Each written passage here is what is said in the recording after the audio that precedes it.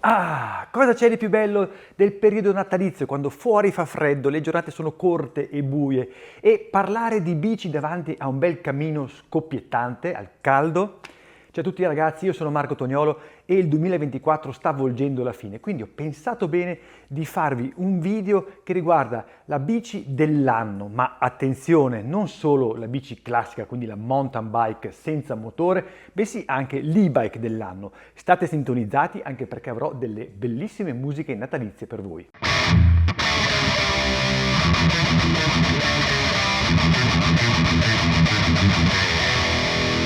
Come MTV Mag non abbiamo potuto ovviamente provare tutte le bici uscite sul mercato quest'anno, però diciamo che nella categoria che ci interessa di più, cioè quella pedalabile per andare su in salita in montagna e scendere su sentieri, quindi trail, all mountain, down country, enduro, diciamo che abbiamo concentrato le nostre fatiche di tester sulle bici più interessanti dell'anno, sia per quanto riguarda le mountain bike che le e-bike. Cominciando dalle mountain bike vi posso già dire che a livello geometrico non si è fatto praticamente niente, se non una cosa che vi dirò fra pochissimo, e cioè le geometrie che trovate già nel 2020-2021, sono quasi le stesse geometrie che troviamo nel 2024, quindi non c'è esattamente bisogno di cambiare la bici per via delle geometrie, ma c'è un fattore in particolare che mi ha colpito particolarmente. Questo è l'aver finalmente azzeccato la geometria mallet abbinandola a un carro lungo. E nessun'altra mountain bike ha abbinato così bene il carro lungo al formato mallet della ruota posteriore come la nuova Santa Cruz Bronson 5. Chi ci segue sa che questa è la mia bici preferita degli ultimi mesi, ma posso anche dirvi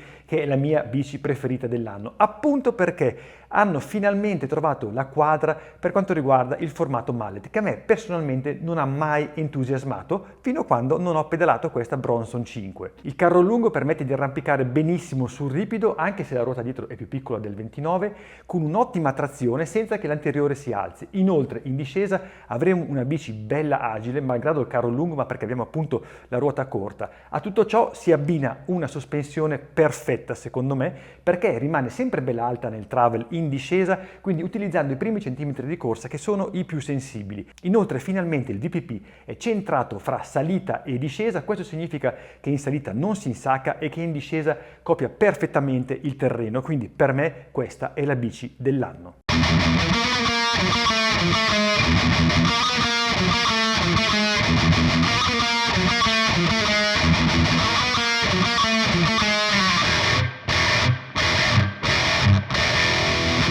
Qui in sede abbiamo anche la mia seconda bici preferita dell'anno, cioè l'Orbea Occam LT. Non ho ancora fatto il video perché questo è un test di durata, quindi ve lo presenterò fra qualche mese. Questa bici mi piace molto per come arrampica, per come scende, pur non essendo così rigida e precisa come la Bronson 5, ma c'è un motivo per cui quella è la mia bici preferita dell'anno. Inoltre qua dietro troviamo il formato 29, quindi dietro appunto non abbiamo tutta questa rigidità e precisione della Bronson 5.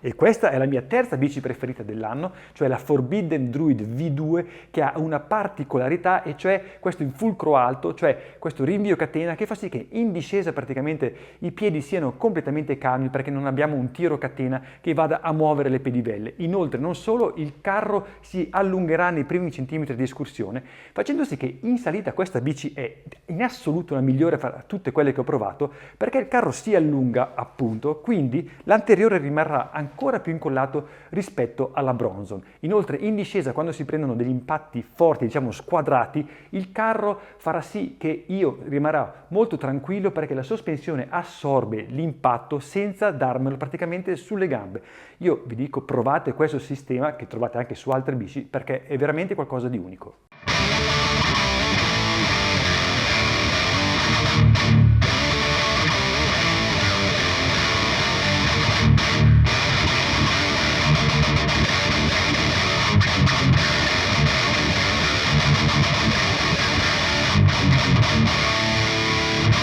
Veniamo adesso alla categoria e-bike. 2024 E-bike significa Aimflow. Per me non c'è storia, questa è la bici che ha un po' rivoluzionato il mercato e-bike quest'anno, anche se sappiamo benissimo che quest'anno è uscito il nuovo Bosch con tutte le sue ottime caratteristiche, perché avete visto tanti test ultimamente con tante bici che montano quel sistema, ma finora c'è solo una bici che monta il nuovo motore Aimflow, che poi è un progetto DJI, cioè l'azienda cinese dei droni, e cioè questa appunto Aimflow. È l'unica bici che monta questo motore con una batteria da 800 Wh in questo caso, e dicevo appunto un motore molto particolare perché è estremamente potente, infatti abbiamo una coppia massima di addirittura 120 Nm, abbiamo poi delle soluzioni elettroniche veramente all'avanguardia, perché il famoso display touch che troviamo in futuro, troveremo anzi, per quanto riguarda Bosch su tante bici, dove infatti avete visto che le bici che vi abbiamo presentato hanno un buco più grande sul tubo orizzontale per farcelo stare in futuro,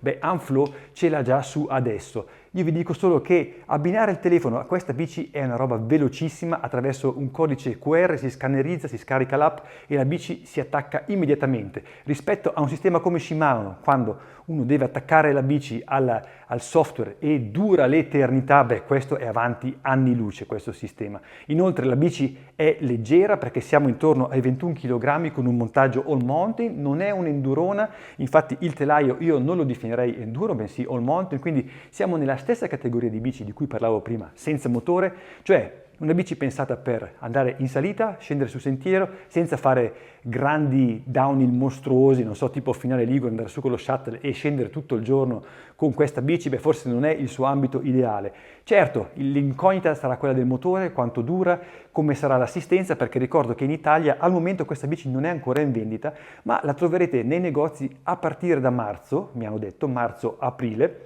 però potete già vedere come i nostri amici tedeschi e inglesi si trovano su questa Aimflow, perché lì è già in vendita da qualche mese. Su questa Aimflow ho fatto un video dedicato, lo trovate qua nei video suggeriti, lì trovate tutti i dettagli, fatemi pure delle domande se volete, io la bici la userò ancora perché questa è la bici che Aimflow ci ha lasciato come test sempiterno, perché sapete che abbiamo partecipato alla, diciamo, prototipazione, allo sviluppo della bici già da più di un anno, ci ha chiesto il nostro feedback, quindi sentiamo un po' questa bici come un nostro figliolo, diciamo, insieme a altri media, penso che al mondo siano stati 5 o 6, uno di questi è stato MTV Mag, noi ringraziamo Aimflow per la fiducia, speriamo che anche voi siete contenti dei nostri test, mi raccomando lasciate qua nei commenti cosa vorreste vedere, comunque ragazzi, e-bike dell'anno, Aimflow. Dopo aver visto le mie bici preferite dell'anno, voglio sapere da voi quali sono le vostre bici preferite, anche se non le avete provate, a seconda di quello che avete letto, di avete visto